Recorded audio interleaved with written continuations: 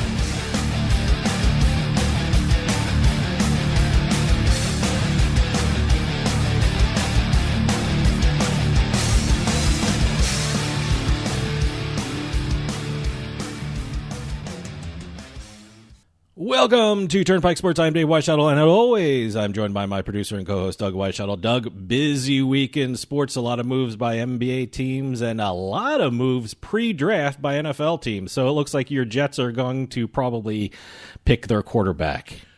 It appears that way. It appears that way. Again, everyone who's been following what the Jets have been doing have said that if anything's going to happen with Darnold trade-wise, it was going to be a draft day trade. I'm holding out hope that they keep Darnold and get that offensive lineman, Pennell. Again, it's kind of interesting to see some of the moves here. A lot of stuff was happening pre-draft again with all these different teams. Yeah, the Niners trading with the Dolphins. Big move. Yeah, Niners have a big move. I'm more impressed with the other side of that trade with the Dolphins. The Dolphins have just stacked up all these draft picks. They went from 3 down to 12. Now they're back up to 6. They may still continue to move again. When you talk about draft capital, you're talking Miami Dolphins. I mean, when I was watching what was happening with the Dolphins doing all that trading, all I could think of was that movie Draft Day with Kevin Costner, where he was just going crazy with all these picks left and right and drafting this and drafting that, jumping up and down. It was kind of interesting to see how the Dolphins were working that, and they are set up for the next couple of years draft-wise. So it looks like both you and Chris Altruda are holding out hope for that big offensive lineman. 2 big Jet fans, and Chris Altruda, I'll be talking with him later on today from Sports Handle, US Bets, and Better Collective. He's going to tell us what's going on in the gambling world. But another Jets fan, and I guess both of you are still holding out hope for a offensive lineman. After so many different front office personnel have gone in and out of the Jets, they've never built that offensive line properly. And I think Pennell match him with Becton that they have right now. I think it's going to be a really good offensive line. But again, we'll just see what they do. I think everyone's anticipating them to take Zach Wilson. I don't think he's that much of an upgrade over Darnold, to be honest with you. I think Darnold just got ruined by Gase. Well, like I said, I'm going to be talking with Chris Altruda later on the show from Sports Handle, US Bets, and Better Collective. We're going to be talking about what's going on in the gambling world. We're also going to have a By the Numbers segment where Doug throws out a number, and I usually get it wrong. And we're also going to have a Turnpike Sports book report where we talk about what's going on in the sports books across the country. Today's trip down the Turnpike is brought to you by Drizzly, your online liquor store. Available in over 95 cities across North America, Drizzly offers a huge selection and competitive pricing with a side of personalized content. Now there's no need to leave the house. Get alcohol delivered in less than an hour by Drizzly. Head on over to drizzly.com and order today.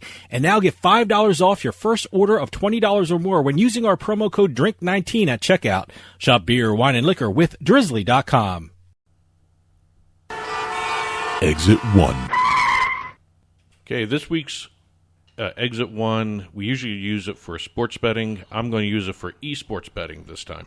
Yeah, big moves for esports and betting on both community. Coasts. On both coasts. New Jersey and Nevada both have some movement in the esports industry. A lot of it affecting the betting of it, of the esports tournaments on both coasts. Let's start with New Jersey. The New Jersey Senate Committee, and let me get the name of this committee right because it's a long one. The New Jersey State Government Wagering, Tourism, and Historic Preservation Committee. Wow. Okay. Yeah.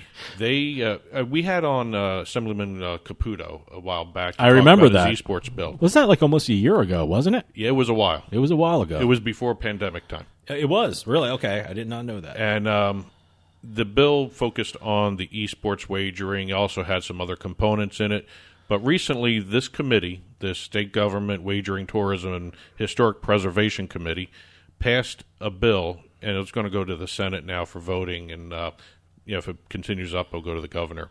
But they have clarified some things regarding esports wagering for the state of New Jersey, especially esports competitions under certain conditions, which was kind of interesting phrasing for this. The current law prohibits wagering on high school sporting events that deal with esports.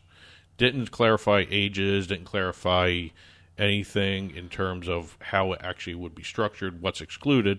This bill expands on the prohibited sports events to include electronic sports competitions sponsored by or affiliated with high schools or competition with the majority of competitors are under the age of 18. Which is good because, everyone's a little hesitant about throwing down money on high schoolers or teenagers. I think that's a good limitation to have in esports.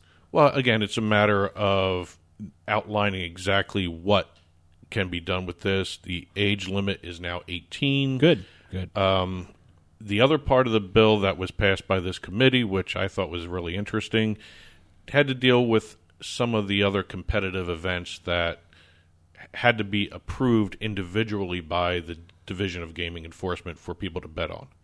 The bill has a part of it which puts competitions like the Nathan's Hot Dog Eating Contest, or Extreme Eating, I should say. Extreme Eating. Extreme Eating contests, as well as awards contests. It will move them onto the list of approved events for sports betting. Right now, what would happen, we've already had the Academy Awards bet on. Yeah. And also the hot dog, too. Yeah, I bet on the hot dog eating contest. Well, right now... So that's an individual thing. They had to get specific permission for that thing. Well, again, under this bill, all of it would... It's a streamlining. Yeah, okay. So that's what they want to do. And also, there are a couple little ticks in this that actually would discourage cheating, basically, in terms of betting on these things.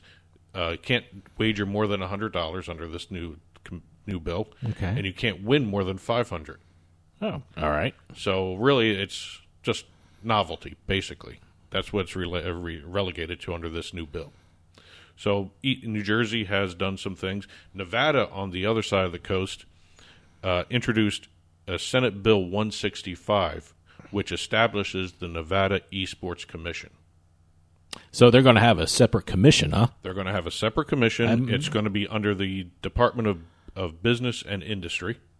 3 members appointed by the governor, launching, if this bill passes, January 1st, 2022. And really it's going to set up how people can run esports tournaments in Nevada, especially if they have a prize pool over $1,000. So we'll see exactly where everything goes with these bills. Jersey's is more focused on the betting aspect, I think, more so than Nevada's. But part of this committee and this commission that Nevada's launching is going to probably have some sports betting components to it. Sure. Exit 2.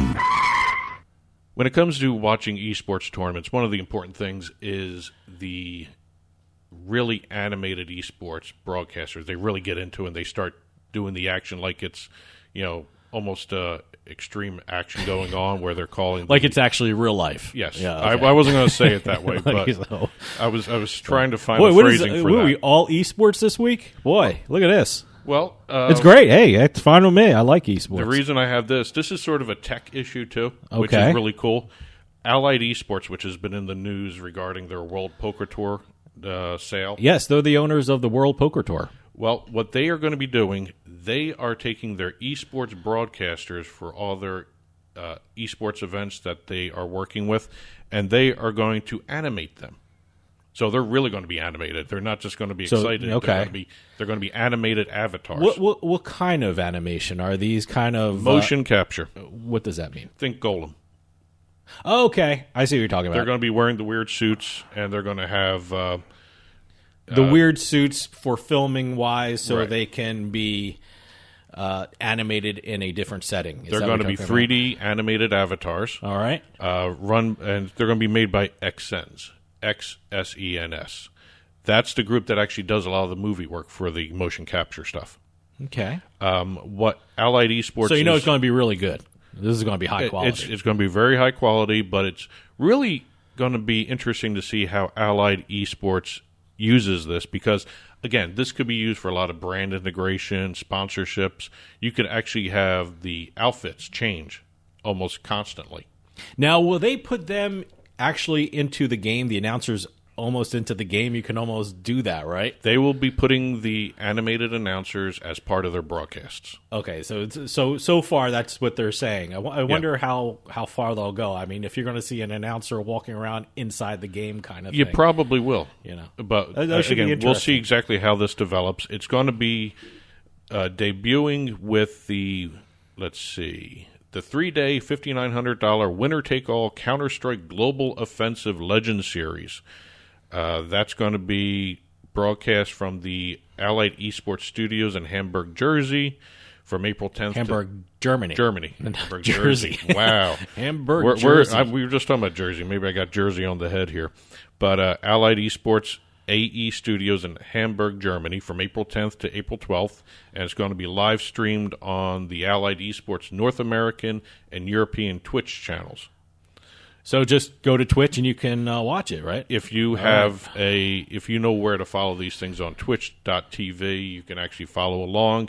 One other interesting aspect of this tournament, the data will be distributed to sportsbooks. Oh, okay. From the tournament. So you're going to be able to do some real-time betting on this wherever you're allowed to wager on esports. Exit 3.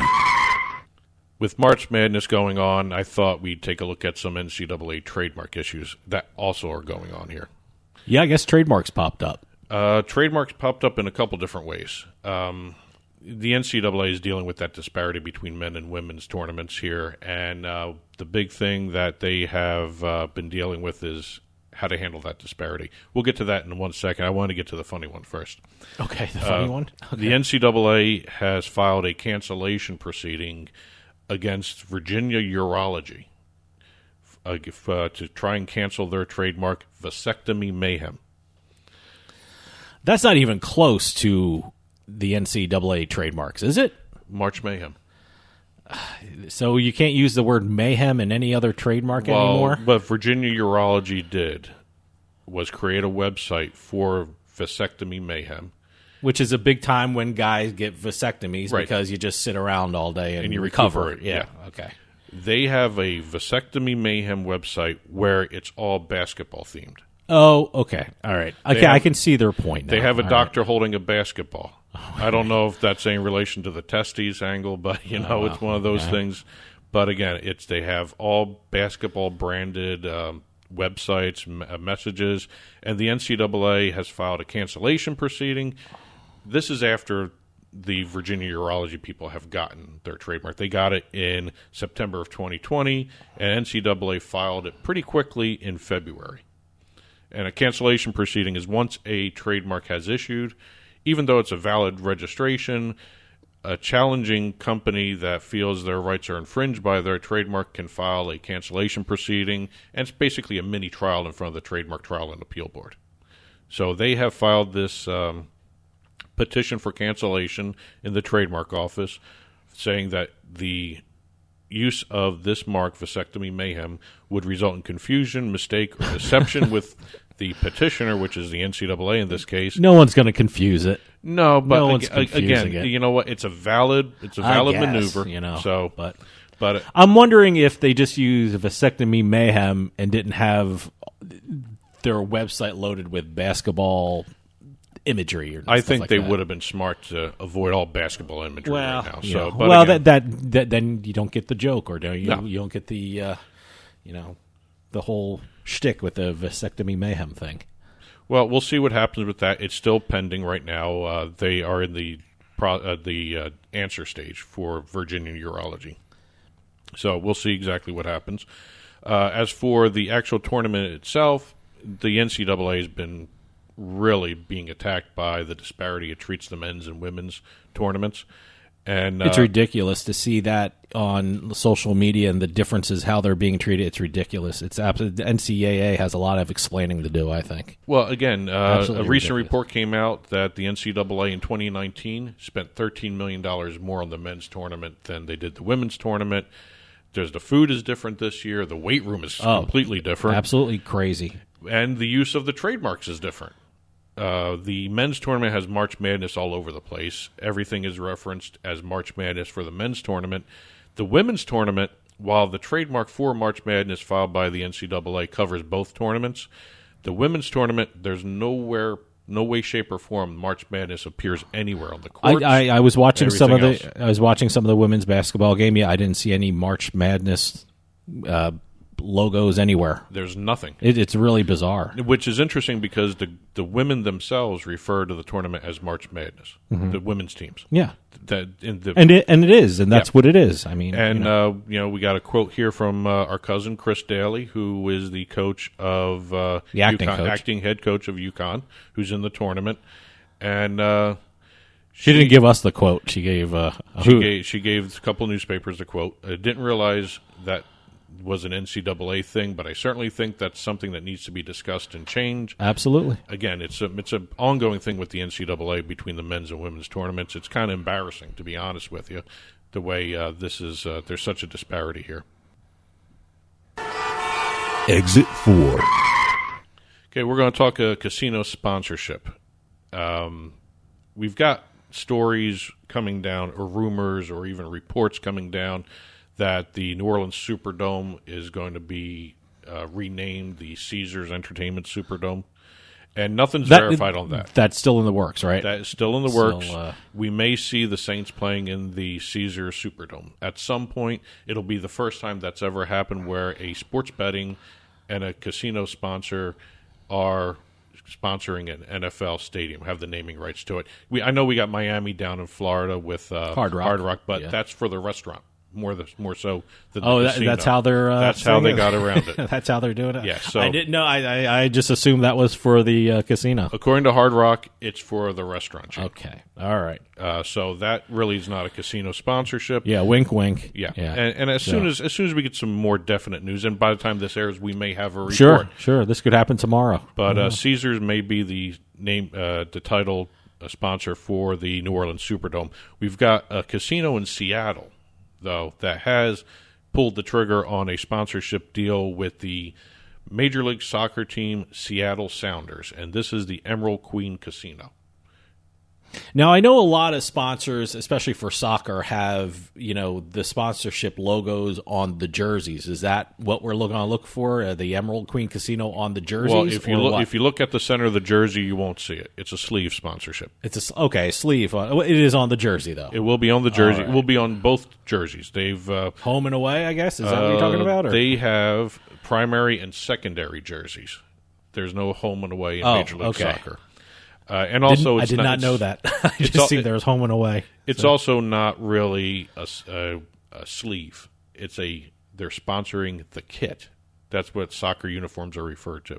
Oh, I did not know that either. Yes, it's a kit. The kit, K-I-T? K-I-T. Is that what? Okay, yes. A kit. Okay. Because it's everything. So they're on the sleeve. If that's They'll what you're be saying. on the right sleeves of both the primary and secondary jerseys. The casino has also been designated the Sounders' official casino entertainment partner. It's going to run through 2027. Terms were not disclosed.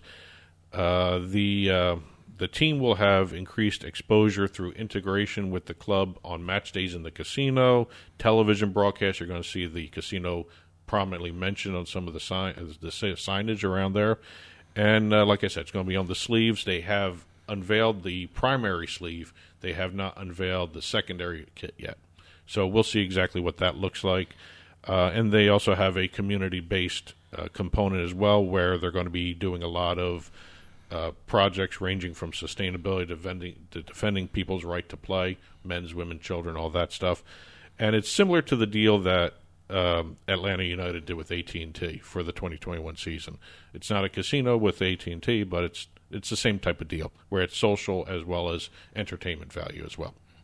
And today's trip down the Turnpike was brought to you by Drizzly, your online liquor store. Available in over 95 cities across North America, Drizzly offers a huge selection and competitive pricing with a side of personalized content. Now there's no need to leave the house. Get alcohol delivered in less than an hour by Drizzly. Head on over to drizzly.com and order today. And now get $5 off your first order of $20 or more when using our promo code DRINK19 at checkout. Shop beer, wine, and liquor with drizzly.com. And as always, you can get in touch with Turnpike Sports by calling or texting us at 609-512-5910. That's 609-512-5910. At Turnpike Sports is the show's handle on Facebook and Twitter. At Turnpike Sports Radio is our handle on Instagram. And as always, our email address is info@turnpikesportsradio.com. And don't forget, you can listen to the show via Spotify, Amazon Music, iTunes, radio.com mobile app, as well as Stitcher and YouTube. You can also watch us on your smart TV, Roku, Amazon Fire, Apple TV. Head on over to turnpikesports.net. You'll be able to watch our video channel there. Well, stick around, because later on we're going to have a By the Number segment and also a Turnpike Sports book report where we talk about what's going on in the sports books across the country. But coming up after this, I'm talking with Chris Altruda from usbets.com, Better Collective, and Sports Handle. We're going to talk about what's going on in the gambling world, so stick around. We'll be right back with more Turnpike Sports.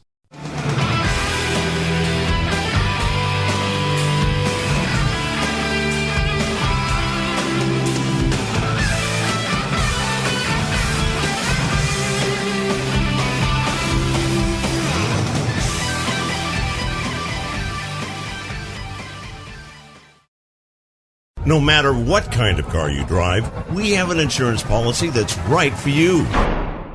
Need to insure your family minivan? We've got you covered. Need insurance for that new sports car you finally got? We've got you covered. Have an old beater that just won't quit? We've got you covered. Or maybe you hit the lottery and want to insure all your new cars. We've got you covered. Call Auto Insurance for Less to find out how much you can save right now. All it takes is just one call. Answer a few questions, and before you know it, we've got you covered. Call 1-800-679-0366. That's 1-800-679-0366. Auto Insurance. You want it, you need it, and we've got it. Call Auto Insurance for Less to find out how much you can save today. Better coverage at a better price is just a phone call away. Call 1-800-679-0366. That's 1-800-679-0366. Free stuff is awesome, but free stuff that will spice up your bedroom is even better. Just go to adamandeve.com and select almost any one item for 50% off, and then we'll load on the free stuff. Just enter this very exclusive code, BABE16 at checkout, and you'll get 10 tantalizing free gifts, including a sexy item for him, a special toy for her, and a third item you'll both enjoy. And 6 extra special bonus items that are sure to rev your engine, pique your curiosity, and even blow you away. Plus, free shipping! Always sent in discreet packaging.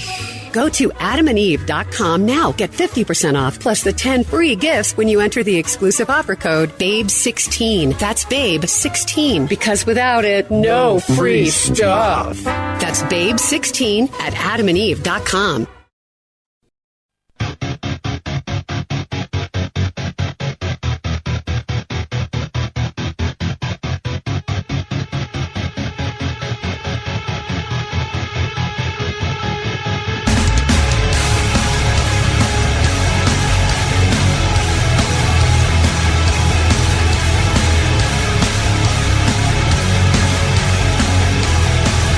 Welcome back to Turnpike Sports.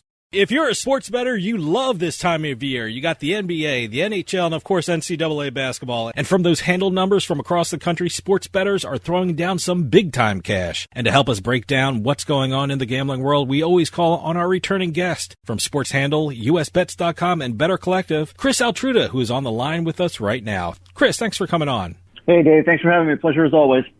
I got to tell you, Chris, I want to start off with the big story, the NCAA tournament. I mean, your home base is in Illinois. I'm in New Jersey, and we're sort of in the same situation.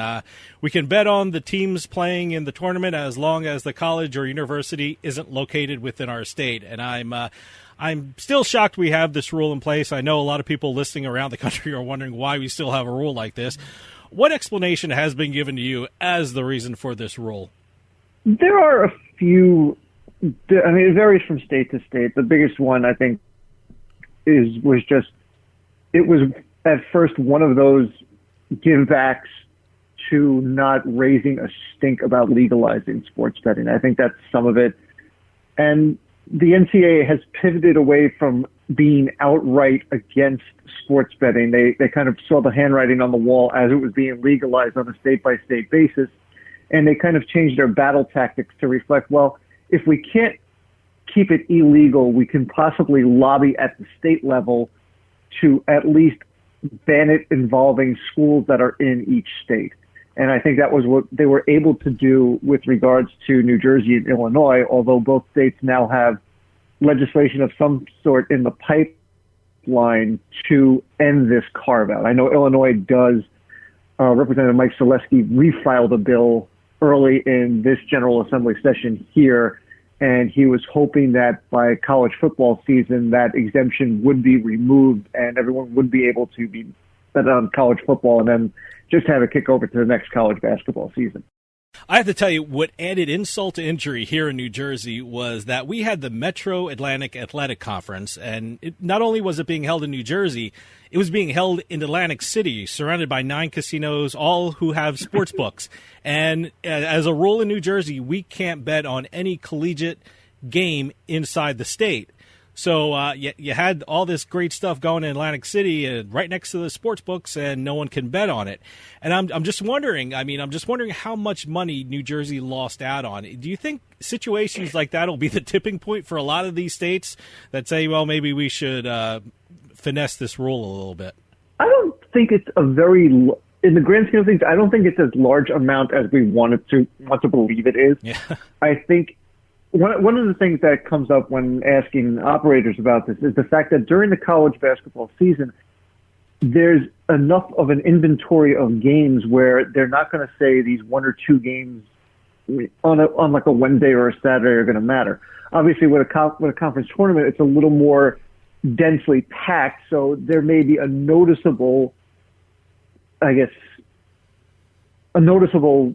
mark on the schedule because you have a finite amount of games, and all of a sudden you have a percentage of that finite amount not available to you. So it may be more noticeable for a few days per year, but it also doesn't seem to register that much over the course of the season. It's, oh yeah, that's right, we can't bet on them because that's what the state law says.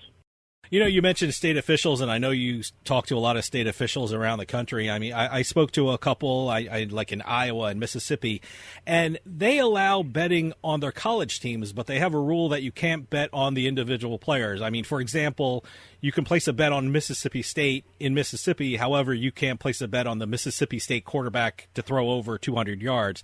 Do you think that's kind of something in the future that New Jersey and Illinois could look at doing, or do you think something like that could be done throughout the country? I think that's the last bastion that is probably going to be a no-go unless it is adopted completely in this country. I think the NCAA would raise a very large issue betting on individual athletes. I think that, again, they realized that they couldn't stop sports wagering in general. This is the ring fence they're trying to make involving banning at the state level involving state schools, I think is their last stand in terms of what they'll lose. But I think if you were going to push them about individual athletes, I think they would push back a lot harder than people think. And to be fair to them, I think that's a valid pushback. I'm not very comfortable wagering money on 17 to 22 year olds. Yeah, I know. In a college setting, it's the most pivotal point of their lives, and adding another layer of pressure on top of them from a general public who wouldn't know these kids if they fell over them, and then asking them, oh, by the way, yes, I put $25 on you plus right. 200 to throw for 280 yards and a couple of touchdowns. No pressure there. No pressure at all. I mean, on top of the 80,000 fans who were screaming your name at the stadium that day. So I think the prop bets for players in college is a bridge too far. Now, I mentioned you're in Illinois, and I am fascinated by the Illinois sports betting market. It's doing amazing things. I mean, how have the Illinois sports betting numbers been over the last couple of months? They have set handle records every month. The latest one that came in for January, and let me explain this as a precursor, because everyone will what happened in February. There are rules in place in the sports wagering rulebook in which the operators do not have to provide their numbers to the gaming board until the end of the following month. So on January 31st, January ends, but they do not have to submit those January numbers to the board until February 28th. And then the board reviews them. So you have this normal 45-day lag from the end of the month from when that month is reported. So we got the January numbers during the March 10th meeting, and they set a monthly handle record at 580 million, which was a little surprisingly high considering that the retail part of it, because they were at limited capacity, was only about, I want to say 7 to 8 million. So almost about 97% of the handle came online, and that was after they did 490 million in December exclusively online. And the other thing about Illinois was that this has been going on with just 5 mobile operators. Barstool entered last week as the 6th, but they were also the first ones to enter in the mobile space since September. So Illinois, I believe, is performing above expectations based on the first year and also dealing with a pandemic. I wanted to ask about Barstool. When did they go live, and what has been the reaction so far with their presence in the state?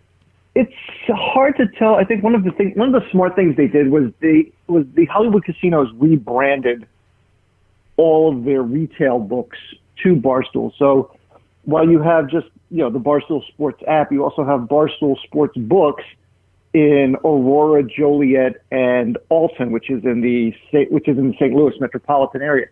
While there's no direct Chicago presence, I know Dave Portnoy was out here for about a week, indirectly hyping it while operating out of some base camp hotel in Chicago, while not exactly being at the Aurora or Joliet locations. So in some respects, it was a soft launch for the mobile book along with the retail book. I don't know how they're going to be received. Obviously, you'll have a long lag time that it might filter out of mind a little bit. I think there's a place for them to be 4th in the initial report because the big 3 here are DraftKings, FanDuel, and BetRivers. Mm-hmm. And then it's PointsBet and William Hill. And William Hill has yet to embrace in-play wagering here. So Barstool, in theory, should get a bump past William Hill based on the popularity and use of in-play wagering. Whether it can overtake PointsBet early is going to be a challenge.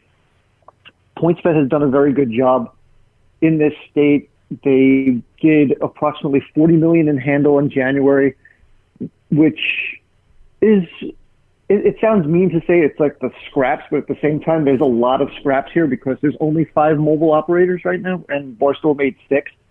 So I'm curious to see if Barstool will fight hard with PointsBet for 4th. I think there's right now too big of a gap to BetRivers because BetRivers, despite being 3rd, is still doing more than 100 million in handle a month. And I think that's going to be a challenge to reach for Barstool in the opening month. But there's definitely room for them in this state. And as And as the year goes forward and a few more enter, BetMGM at some point is going to enter this year. And depending on how fast the state moves on Jumer's Casino in Rock Island, because that's now going to be a Bally's casino, and Bally's did their entire rebrand, you have to imagine at some point Bally's will enter this market in a mobile presence as well, but we don't know when exactly that's going to be yet. That was my next question about the expectation for Barstool. I know in the two states they were previously in, they're doing very well, and that's Pennsylvania and Michigan.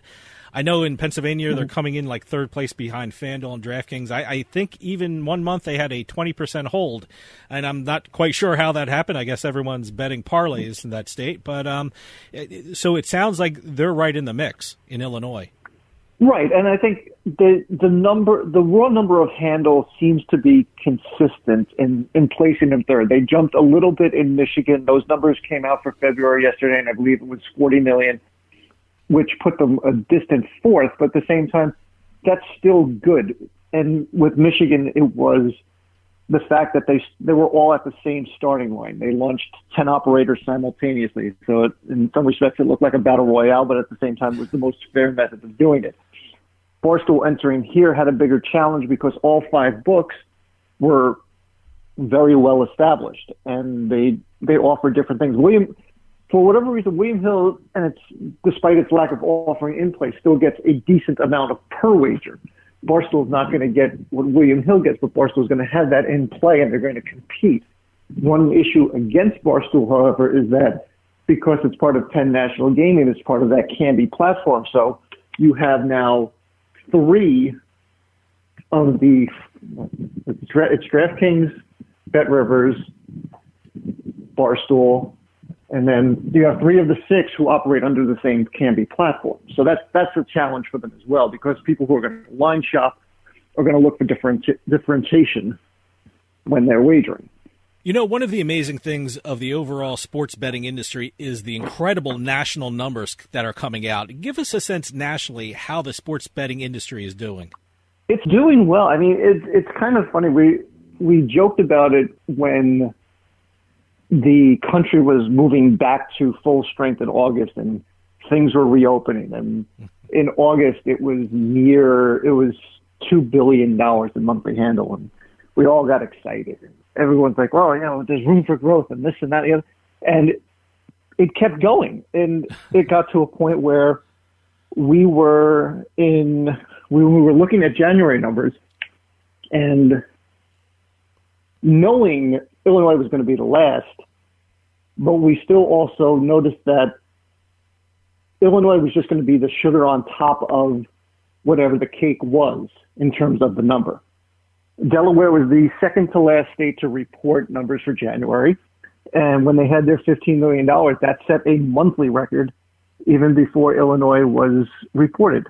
So the handle has gone from $2.2 billion in August to $2.86 billion in September, to $3.26 billion in October, to $3.46 billion in November, to $3.77 billion in December, and then to $4.36 billion in January. So unbelievable. I mean, and part of that can be attributed to more states legalizing. And also another key part of it is there are large states legalizing. Mm-hmm. Michigan came online in January. Virginia launched. Tennessee launched. These are all states with significant populations. And also in the case of Tennessee and Virginia, they're opting to go digital. And if you have remote registration, you're instantly throwing access to people who want to wager. And those people will find a way to wager. And now that you're doing it legally, you've set the market even higher. And you can now chase these bigger numbers. That's what I was going to ask. I mean, what were some of the reasons for these massive numbers? Certainly a lot of states are coming on board with sports betting, but is it the media influencing a lot of people? I mean, that you're seeing sports betting, a lot of the sports broadcasts. I just interviewed the VP of gaming for the PGA Tour, and I never thought I'd interview a vice president in charge of gaming at a professional sports league. I mean, is that some of the reason why this is exploding? Certainly the sports teams are getting involved, and I know media is really embracing it. There's multiple combinations of reasons. One is that media it is no longer, it's no longer taboo to talk about point spreads on air. That's one of the basic ones.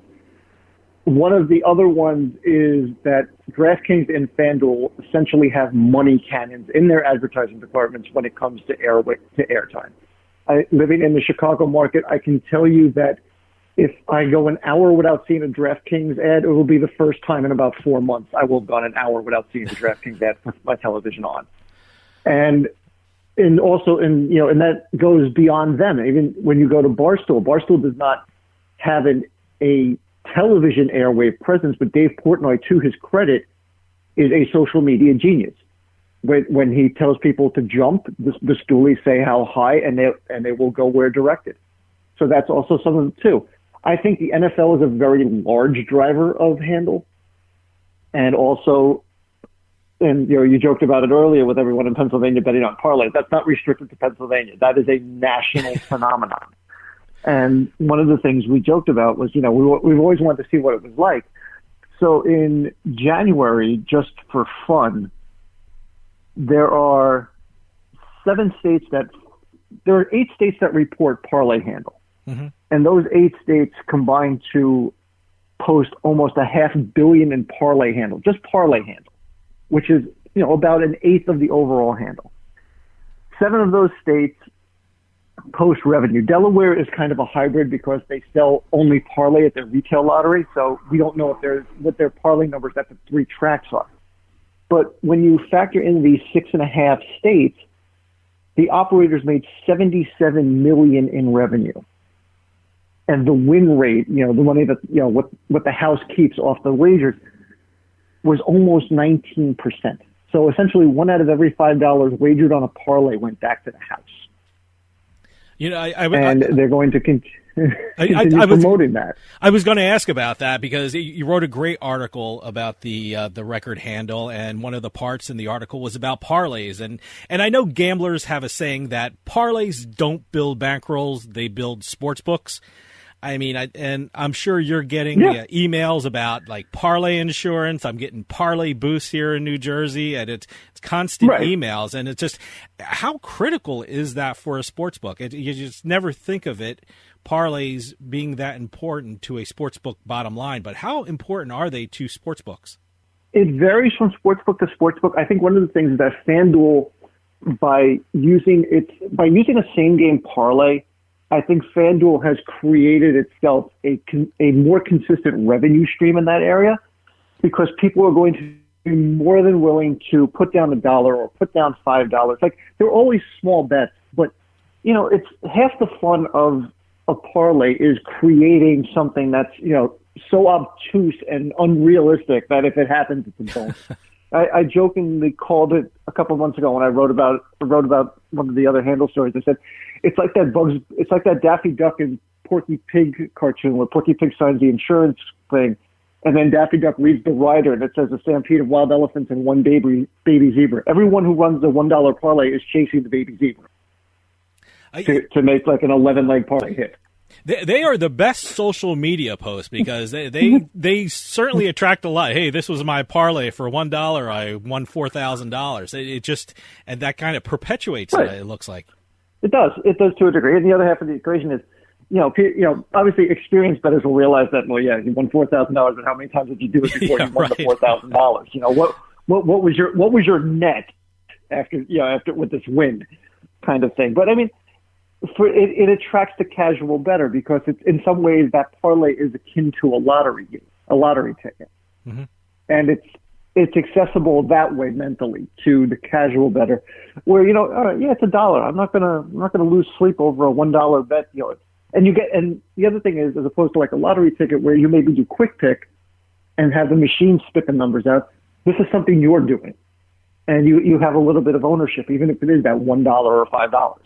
It seems like every month a state is breaking its own handle record. Has there been one state out there that has really surprised you with regard to how well it's doing with regard to sports betting? I think Indiana continues to be the one that punches above its weight on a level that is unlike most. I think everyone realized that Illinois was going to be a top 5 market. and they have flexed their muscle to reflect that. I think Indiana being in that second tier right below, like ranking fifth at this point. I mean, I think it's going to change when I think Tennessee comes to fruition and Michigan begins to really pick itself up. But Indiana clearing $300 million in handle over the last 2 months, and they backslid a little bit because it was February, and everyone is backsliding in February. But they only backslid to $274 million, I believe. But it's a state that had its act together from the moment Governor Holcomb legalized it. The Indiana Gaming Commission, and this is the other thing, these state gaming commissions do not operate in a vacuum when it comes to sports betting. There are multiple other things going on. For example, here in Illinois, they're in the process of, weeding out, suitors for new casinos in 6 different locations. Indiana has, I believe, 11 casinos, and they just redid the whole El Dorado merger with Caesars, in which Caesars had to give up 3 properties to prevent a monopoly-like hold. But the Indiana Gaming Commission, I mean, to its credit, they are on point. They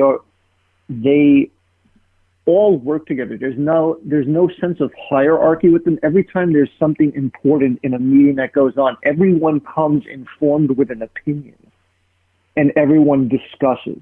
And the other thing is the people in charge of the actual sports betting portion of it are receptive. They quickly update things. They quickly update the operators on what's going on when they approve sports and they approve registrants.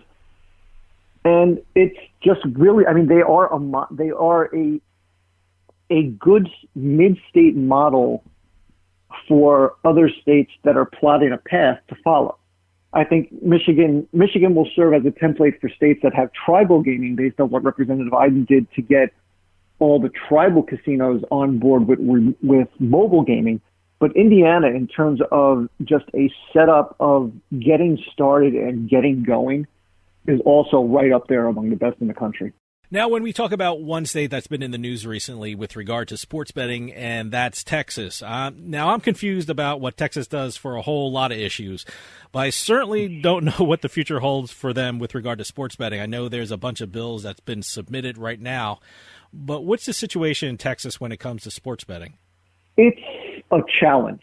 I mean, it's a logistical challenge from a government point of view to get it on the ballot, because it has to be a joint resolution for a constitutional amendment. So you need 2/3 approval in both the Texas House and the Texas Senate.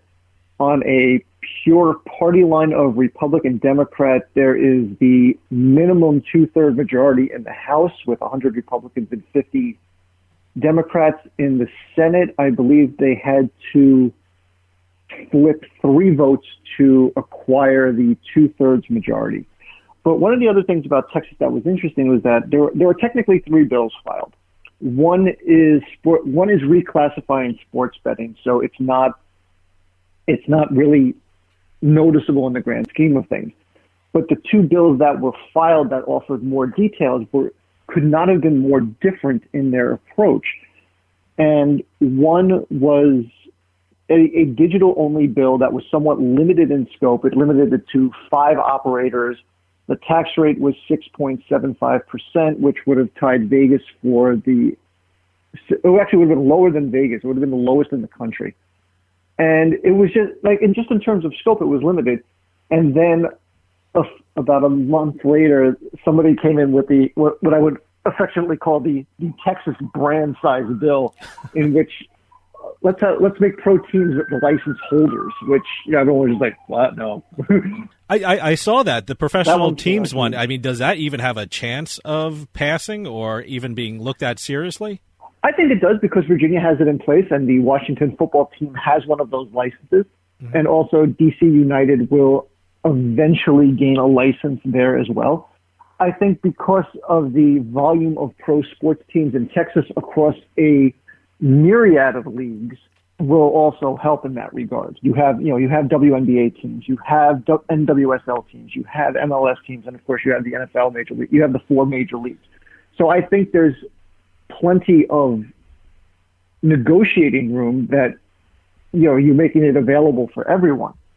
whether or not the timeline is the bigger issue, because I forget exactly how Texas legislature works, but I believe they meet every other year. So it has to come out in rapid fire fashion to be available to be put on the ballot this year. I know there was a poll taken by the Dallas Morning News and the University of Texas, and it says that most people in Texas would like casino gambling and sports betting. I mean, was that the major hurdle, or are there some lobbyists or some other special interests that would probably stop something like a casino measure or a sports betting measure in the state of Texas? I think Texas has to settle for one or the other. I'm not privy to all of that, but I believe that you're not going to go from 0 to 11 like Spinal Tap with sports betting in Texas. I think you're getting sports betting or a casino. You're not getting both. And I also think that I don't think there's an appetite for that much of an appetite for casino gaming. I think sports betting, because it's easier to set up, especially regardless of which method they choose, whether it's Representative Huberty or Representative Dutton, the remote aspect of it makes it an easier sell in terms of availability to the general public. And casino gaming's work. It's a lot of work, and I don't think the timeline allows itself to work.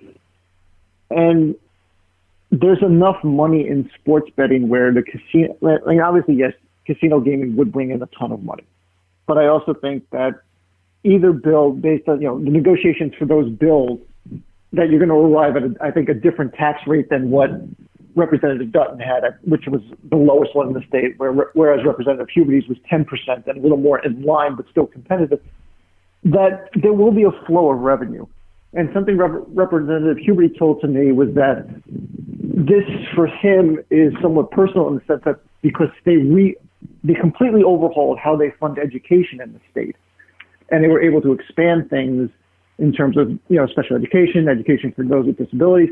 And he is looking for ways to maintain that level of funding.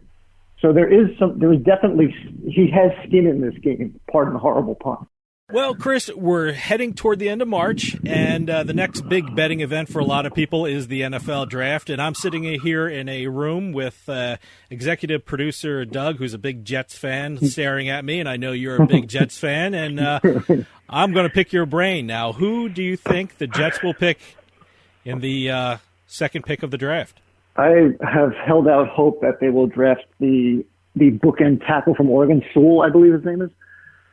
Okay, well, Doug's shaking his head yes. Two people who will blot out the sun on the line. So you're thinking... But at the same time, it also... I'm of the belief that Sam hasn't gotten a fair shake at quarterback. I mean, they tried with Le'Veon Bell. It was a disaster. Adam Gase was a disaster. Everyone who tried to be a number one receiver just did not live up to that.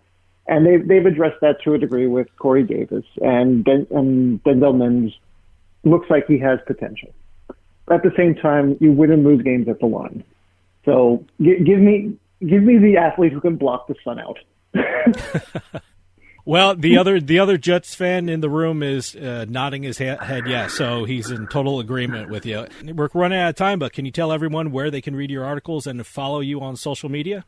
Sure. The articles can be seen at usbets.com and sportshandle.com. We also have a few state-specific sites, including njonlinegambling.com and PennBets. There's also MIBets, and for those in Indiana, there's Hoosier State Bets. And my Twitter handle is Altruda73. It's ALTRUDA and the number 73. So, if you have a question, feel free to ask. I'm usually pretty good about responding fast, and every so often you'll see those tweet storms about handles and states and whatnot and what's going on, and hopefully I keep you entertained and informed. Chris Altruda from Sports Handle and Better Collective, thanks so much for coming on and keeping us updated in the gambling world. Always great to talk with you, so come back on real soon. Absolutely. Again, pleasure having me on. Thanks again, Dave. Stick around. We'll be right back with more Turnpike Sports.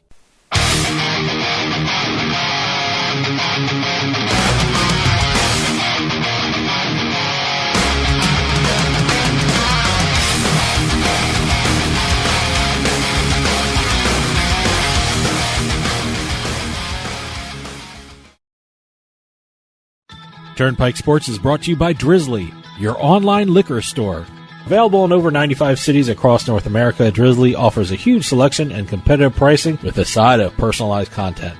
Now there's no need to leave the house. Get alcohol delivered in less than an hour by Drizzly. Head on over to drizzly.com and order today. And now get $5 off your first order of $20 or more when using promo code DRINK19 at checkout. Shop beer, wine, and liquor with drizzly.com. Sometimes life is wonderful, and sometimes it's not. Cherish the good, but always be prepared for life's challenges. At Private Healthcare, we provide the peace of mind you deserve. With Private Healthcare, you'll get the coverage you want and healthcare you need. If your employer doesn't supply healthcare coverage and you don't qualify for Medicare or Medicaid, you need to give us a call right now. Private Healthcare is private health insurance for ages 65 and under with medical, dental, vision, and even prescription coverage.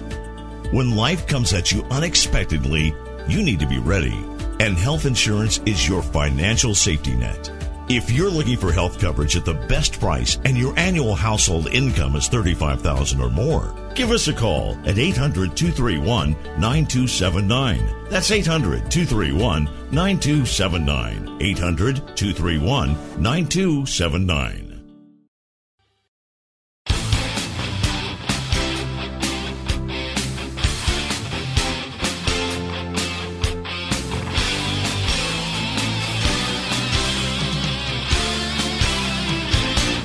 And By the Numbers is sponsored by Play Sugar House Online Casino and Sportsbook in New Jersey. Sign up at playsugarhouse.com/Pike and get a first deposit match of up to $250. Enjoy the casino experience online. Play Sugar House offers over 400 games online, slots, table games, hey, even bingo. It's like being in a casino without leaving your home. Hey, welcome to another edition of the Turnpike Sports By the Numbers segment, where I throw out really odd numbers at you sometimes and have you try and guess exactly what we're talking about. And once we settle that, we let the numbers tell the story. It seems like the lower the number, the more interesting the story, just from my point of view. It just seems like, if you throw out like a number 2, it's like, wow, that's weird. I wouldn't know how to place that. Well, the lower numbers could mean anything, really, if you think about it. I mean, the bigger numbers, you kind of figure it's going to be ratings or money versus, Sure. whatever the other smaller numbers can be. And we're going to start off with 2 small numbers today. Okay. First one is 25. 25. Is it it's not a dollar sign, right? No. Okay. I have no idea. It is a percentage. A percentage. Oh, wait. I read a percentage. Someone acquired something. Was it the Fox thing? Someone's always acquiring something, especially in this industry that we're working in. Yes, it's a great time to be a gaming attorney. Yes. So, but is it the Fox? Fox Sports has now acquired 25% of the New York Racing Association's gambling platform, Naira Bets. Yep, Naira. I love Naira Bets. It's actually kind of fun to play along with the horse racing when you're doing through the Naira Bets thing, because so many races are being offered. I'm seeing a lot more races on TV too. I mean, certain channels like TVG. It's always fun to watch that. So, well, funny you should say that, because the deal that Fox Sports has, which includes the acquisition of 25% of Naira Bets, also includes a media rights extension package. So there's going to be more televised races.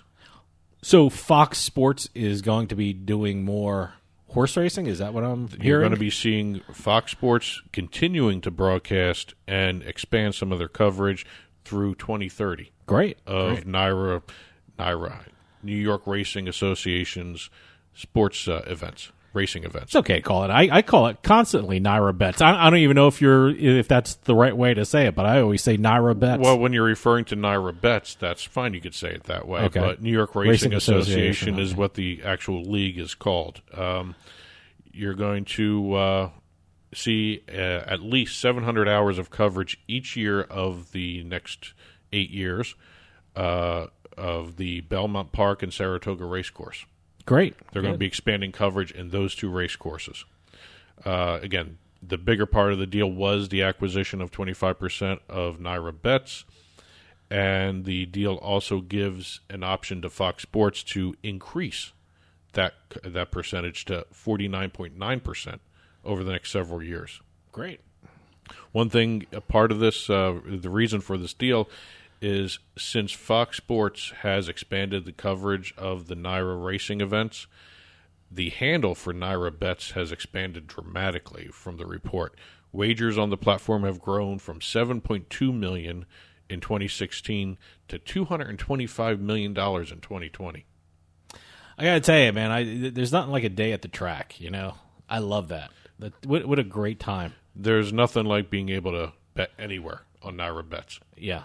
On a day of the track here. I usually, like I said, it's like a sports book. I usually use my phone to bet.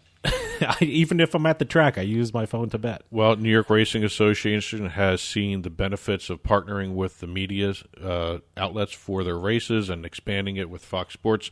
Makes perfect sense. And right. I wonder if at some point you're going to see some kind of collaboration between Fox Bet and NYRA bets at some point. Should be interesting. Next number, 20. 20. Wow, we got the really low numbers. I'll get back to my billions later. All right, yeah, but, I have no idea. 20. We just recently had a report from BetMGM Sportsbook that there was a 20-team parlay, a successful 20-team parlay done. That's basically winning the lottery. That's like, buying a lottery ticket. I think the most I ever parlayed was like maybe 9, and that was stupid, and that was ridiculous. I've never even come close to it like that before. But 20 games. Well, the 20 team, I should say. It's difficult enough to win a multi-game parlay in a single sport.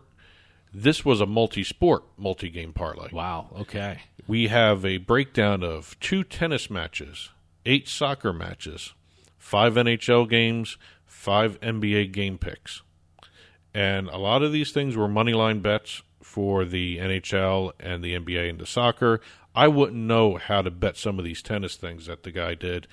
I can't even pronounce half these names. But it was one men, one women match for tennis. Mm-hmm. And again, 8 soccer teams. I don't know enough about soccer to even try a 3-game parlay for a soccer bet. But he bet $100 on a 20-team parlay, and he turned that into $123,756. So wait, let me get this straight. This was a 20-team parlay. He spent $100, and he won over $123,000. Let's put this in. It was a 20-team 4-sport parlay. Okay, $100 bet. So again, we normally don't talk about the prop bets too much.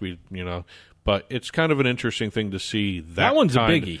That one was more so. I don't know if that's impressive or just sheer luck. But again, it's more so impressive for the variety of sports that were bet on, more so than the amount of money won. The amount of money, we've seen bigger parlays hit bigger amounts, but the fact that it was a multi-sport parlay, which was really incredible. And and these weren't just all favorites. I mean, there's some underdogs in here. The underdog, money line. So that's pretty impressive. The person knew what he was doing. Yeah.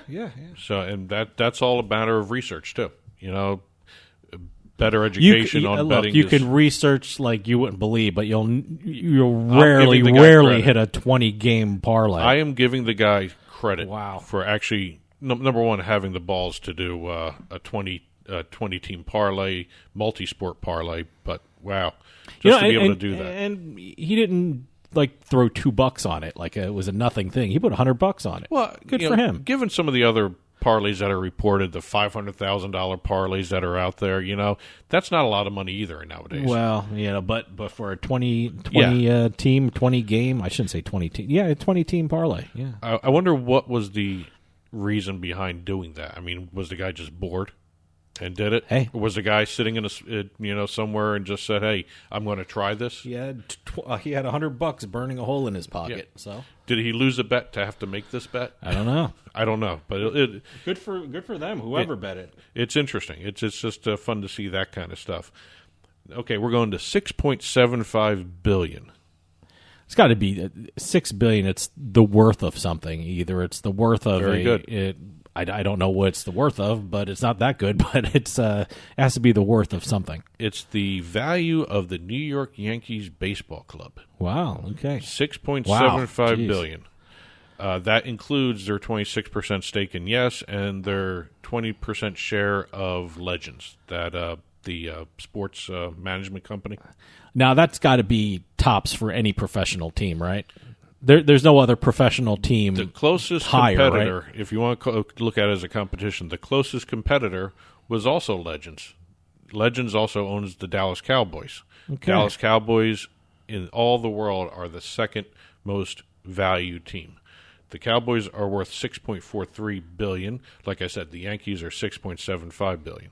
So Yankees are the top. Yeah. They are the You want to look at it another most way? valuable professional team If ever. you want to look at it a different way, Legends is basically the most valuable company out there. Sure. Because they have about $12.5 billion worth of sports teams under their belt here. Wow.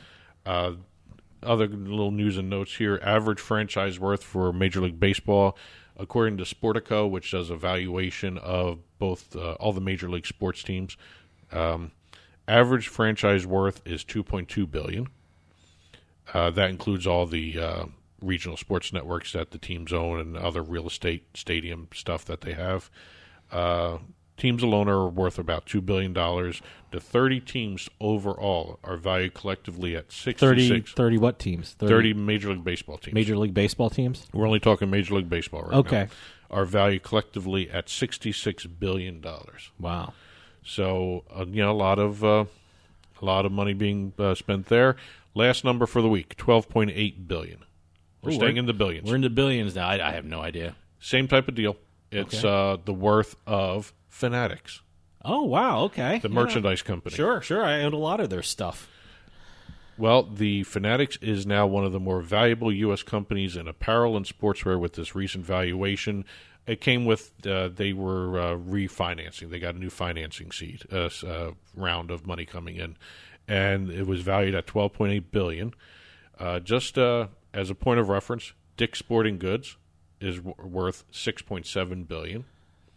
Under Armour is $10.2 billion, and Nike is $216 billion. Wow. Oh. So Fanatics has a way to go when dealing with Nike, but as far as the other major competitors, Dick's and Under Armour, they're right there with them, if not beating them.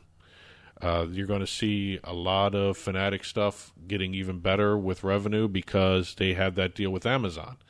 What happened with Amazon, when Amazon did the deal with the NFL to carry Thursday Night Football, it kind of opened the door to doing some of these apparel deals because officially licensed NFL apparel was not anywhere to be found on the Amazon stores.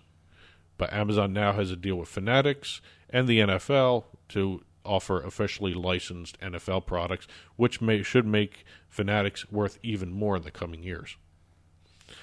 So that's it for this week's By the Numbers segment. Again, we throw these numbers out and let the numbers tell the story. And coming up next, we will be doing our Turnpike Sports book report. Stick around. We'll be right back with more Turnpike Sports.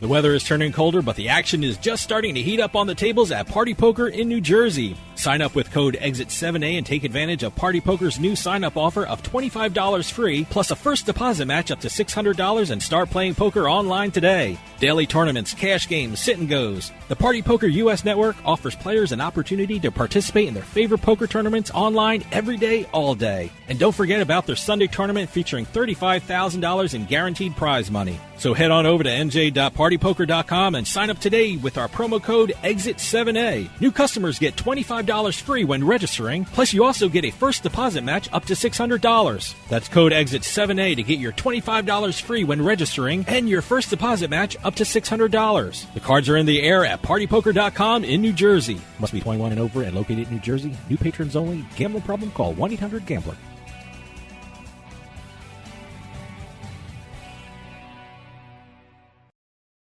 Attention Medicare recipients and anyone turning 65. Medicare has approved new benefits not included with original Medicare and older Medicare Advantage plans. You may not be getting all of the benefits you're entitled to, including in-home aids, telephone appointments with your doctors, home-delivered meals and prescriptions. These benefits may be available, and it's a free call to enroll. The new plans may also offer free eyeglasses, free hearing aids, free wellness visits, and gym memberships. Call the Medicare benefits line now. It's easy. Call 800-217-1797.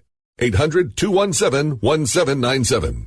Find out if you're eligible for new benefits like meal and prescription delivery, in-home aids, and telemedicine. Some plans may have a $0 monthly premium or zero copays for big out-of-pocket savings. Not all Medicare Advantage plans are alike. The new plans have more benefits for many people. Call 800-217-1797. 800-217-1797. 800-217-1797.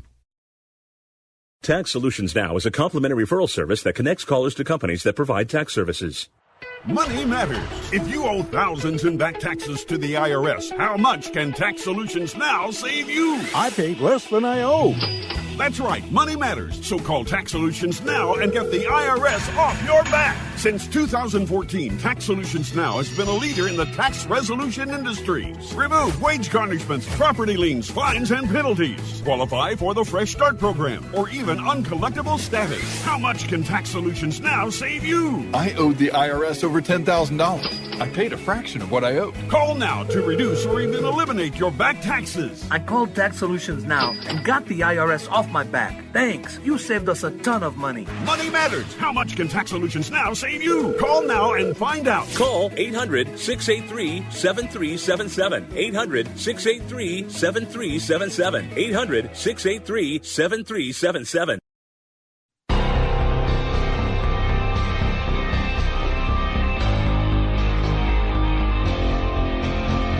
The Turnpike Sports Book Report.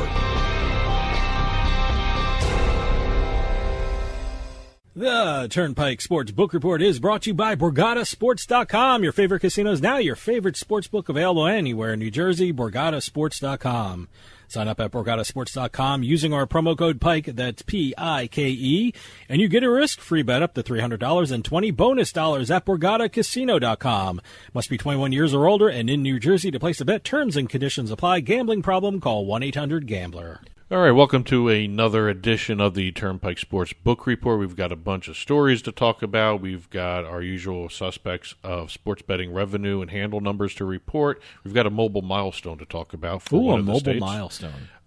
We have a bunch of launches and deals to discuss. We even have an update on the Tennessee Action 24/7 saga going on in the court system, which, by the way, is Tennessee is changing daily. So news, again, this may be old by the time this news airs. is coming out daily on this situation. So, and it's kind of an interesting thing to watch, especially for the industry as a whole, because we're starting to see exactly how independent sports books can operate, maybe compete, in the industry against the biggies, and it's kind of setting new ground as it goes along each and every day. Sure. Let's start with some sports betting numbers. We have Nevada reporting their February numbers. They had a handle of $553.8 million, which is 14% down from January, and it's the lowest since the full sports schedule returned following COVID. Well, there are less things to bet on. There's no more football.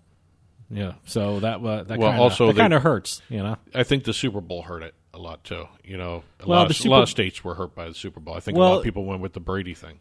Yeah, well, especially New England, the New England sports books. And we'll talk about New Hampshire in a little bit. I don't want to. No, it's okay. Screw up the flow here, but but look, the Super Bowl was February 3rd, February 2nd, February 3rd, and everybody put their bets in January. And after that, certainly you have NBA, you have NHL, and certainly people bet on those and people make money on those, but it's not like football. Football is like the king when it comes to betting. Well, if you think about the Super Bowl is a very unique event, especially in terms of betting, because a lot of the betting occurs the month before. Yeah. Because of all the prop bets, of a lot of other things. Look, the numbers aren't out, but everyone's going to bounce back in March because of March Madness. So you would hope. You would hope. I would think. I would certainly, from all accounts and all news stories I'm seeing, that there should be a bump from the March Madness. March Madness should have almost the same effect, if not a greater effect, than the Super Bowl did. Sure. But the Super Bowl is unique in that the effects of that game is not going to be felt in the same month the betting is done. If you think about it, most of the betting is done in January. The results happen and are reported for the February numbers, not the January numbers. You have that 2 week before the Super Bowl that everyone throws their bets down on. Yeah, and that usually happens in January. Exactly. And, again, it affects every state's numbers in terms of revenue more so than handle.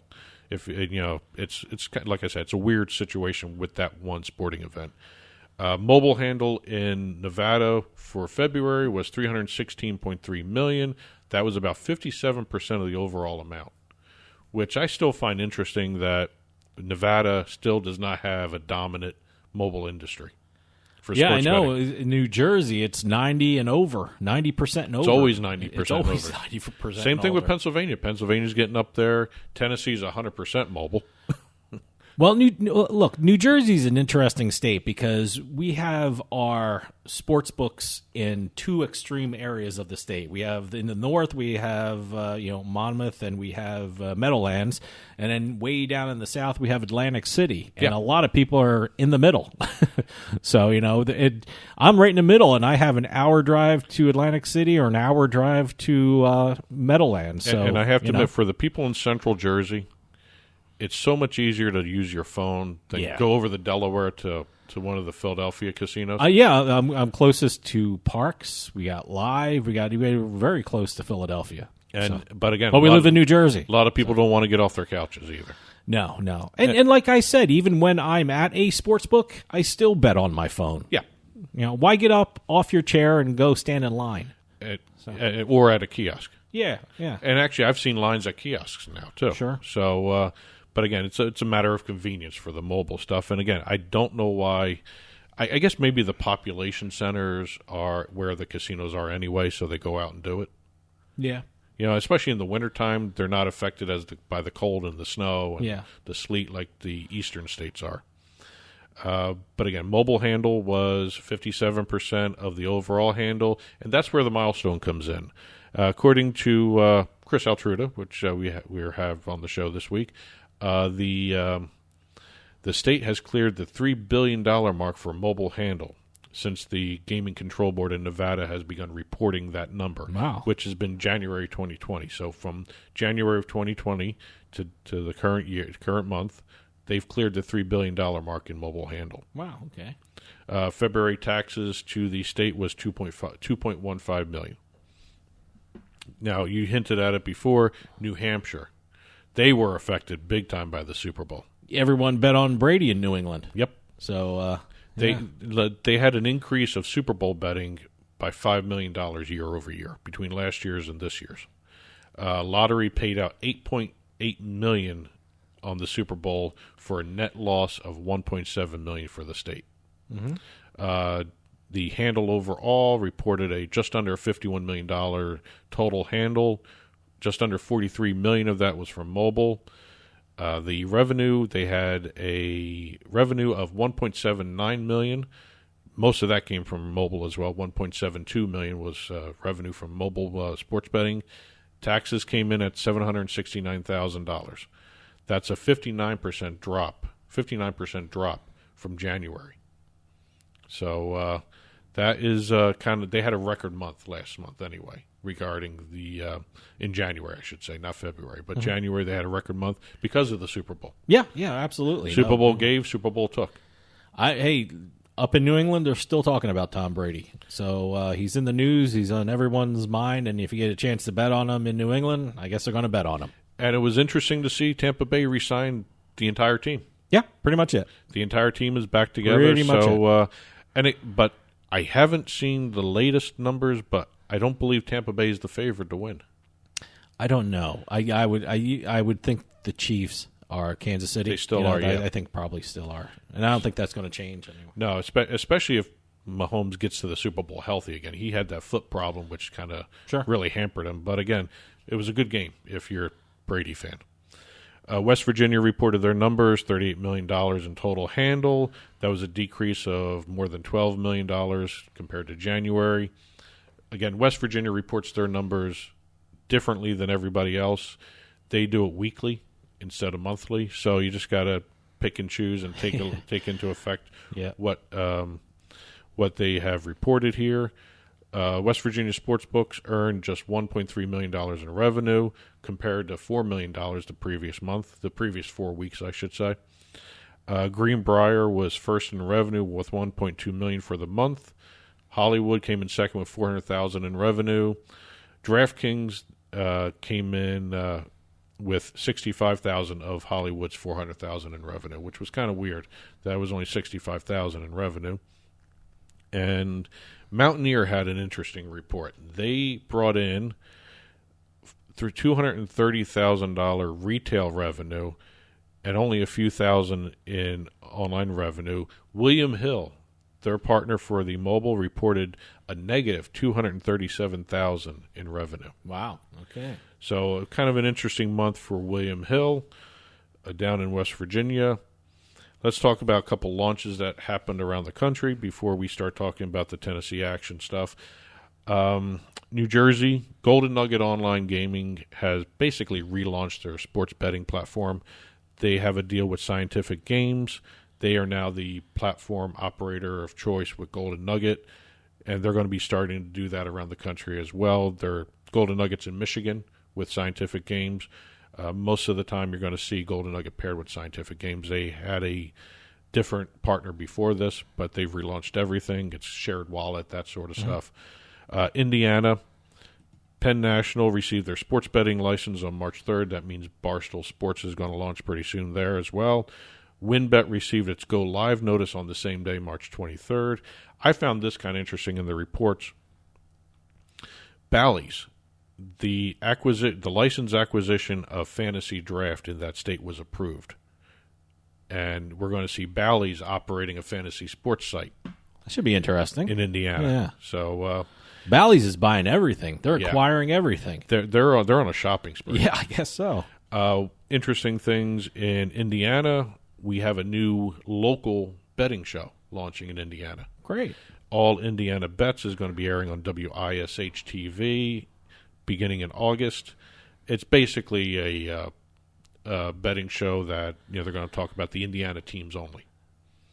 Oh, okay. All right. So it's not across the board. It's not a national show. It's going to be Indiana focus. They're going to have live broadcasts. They're going to have online broadcasts, and they're going to do it as a podcast as well. So it's going to be multi-tier. VirginiaGambling.com group got its sports betting affiliate license for Virginia is Betters. Virginia is for betters. That old. What was their old slogan? Virginia is for lovers. Yeah. So they do Virginia is for betters. Internationally, we had BetConstruct. I'm saying this wrong. BetConstruct launched a virtual in-play tennis suite of games for tennis. Huh? Yeah, for their overseas bettors. They don't have it in the United States yet, but it's a whole in-play tennis suite of games where you're going to be able to use data from tennis matches going on to create virtual sports.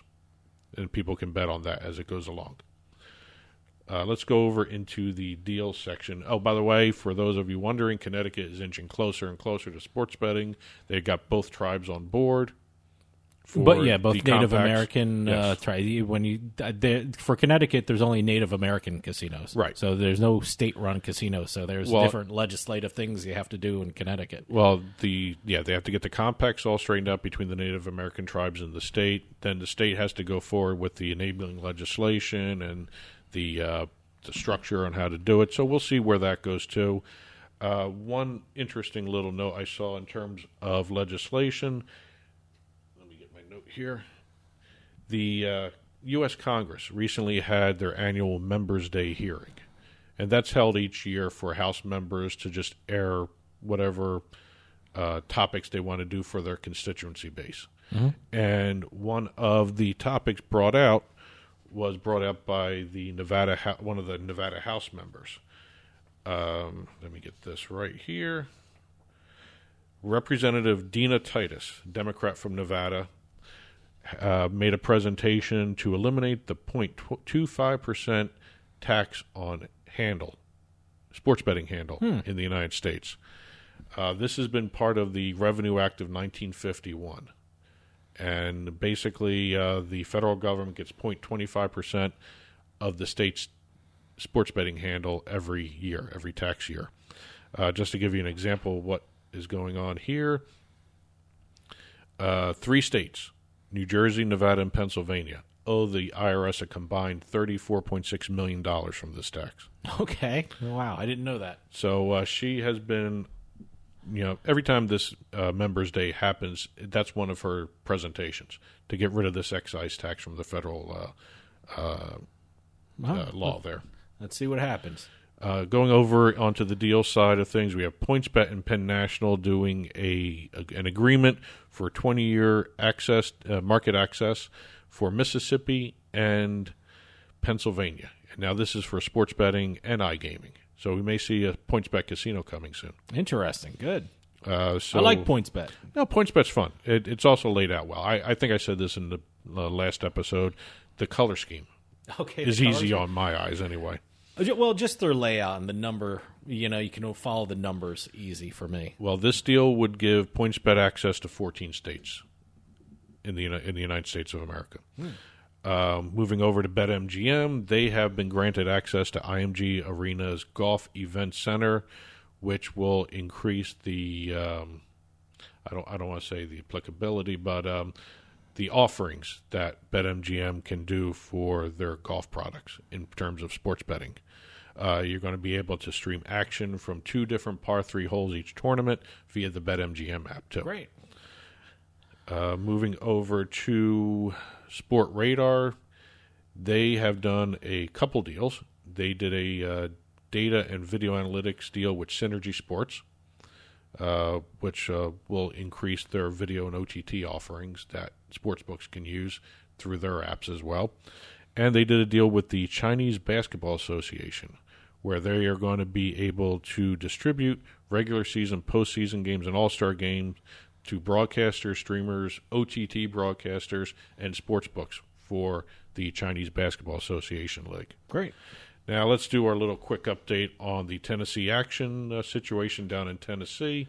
And I am sure by the time this airs, this will be stale information. Something else will happen. Yeah. Because it's a fluid situation. Yeah, no, absolutely. Yeah. Just to refresh everyone's memory, I'm pretty sure everyone has been following this. Tennessee Action 24/7's license was suspended by the Tennessee Education Lottery because of alleged credit card fraud, money laundering, data breaches, illegal proxy betting, all allegations.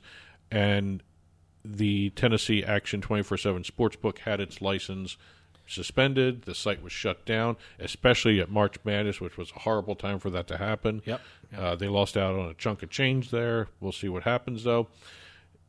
Tennessee Action 24/7 sued in court to get a temporary injunction to reinstate their license while the Tennessee Education Lottery investigates these claims of money laundering, fraud, proxy betting, that sort of stuff. The court sided with Tennessee Action 24/7 for the temporary injunction. The license is no longer suspended. They're actively taking bets. But the investigation by the lottery is still going on into these the allegations of fraud and credit card fraud, ID theft. And we'll see exactly where the investigation goes. There's still a chance to get suspended, but right now, for now, the Tennessee Action 24/7 guys are back in business. All right, good news for Tennessee Action 24/7. And that'll do it for us this week. We'll see you next time on the Turnpike.